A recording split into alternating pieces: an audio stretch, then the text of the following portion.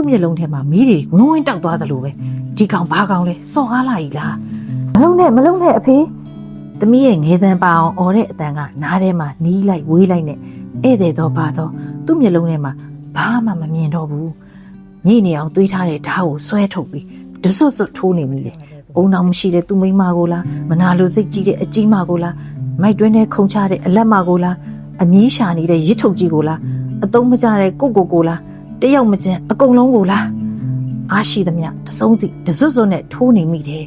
မသေးမချင်းမကုံမချင်းမစုံမချင်းမနဲ့မိုးလင်းတော့အိမ်ရှိကစိုက်ကားပေါ်မှာကန့်လန့်ကြီးအိပ်ပျော်နေတဲ့သူ့ကိုယ်သူမြင်လိုက်ရတာနဲ့အမြန်ထထိုင်မိတယ်ထိုင်ကုန်အံပုံးထဲထည့်ထားနေကြဓမြောင်ကိုအမြန်ဖွင့်ကြည့်လိုက်တော့အရာမယွင်းရှိနေတော့ပဲသူ့စိတ်ထဲမှာညာတော့ကတခုခုဖြစ်ခဲ့တယ်လို့ဝိုးတော်ဝါထင်နေတာအိမ်ထဲလှမ်းကြည့်လိုက်တော့ဖျားစင်ရှိမှာသားမိတစုနဲ့အတွင်းခန်းမှာသမီးနှစ်ယောက်ကအိမ်မောကြနေတော့လှမ်းမြင်နေရတယ်သူ့ကိုယ်သူငုတ်ကြည့်တော့တယ်အရင်အတိုင်းမြင်ရသေးတယ်ဒါဆိုအားလုံးအကောင်းတိုင်းရှိနေတော့ပဲပေါ့ဒါပေမဲ့သူ့စိုက်ကဆိုဖာကုန်းလေးနှစ်ခုကတော့ဓာတ်တန်ရာတွေနဲ့မွားစာတက်လို့မြင်မကောင်းဘူးနောက်ပြီးသူ့ရင်ထဲကနှလုံးသားကလည်းသွေးစိမ့်ရှင်ရှင်ပန့်ထွက်လို့ဘယ်သူမှတော့မမြင်ကြဘူး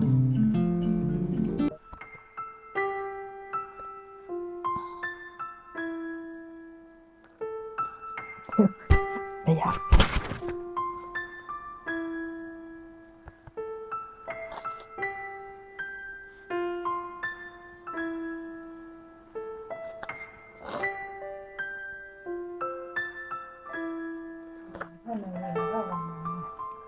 ကိုဝတ္ထုကိုဖတ်ပြီးကိုယ့်ကိုမျက်ရည်တောင်ကျချင်တာ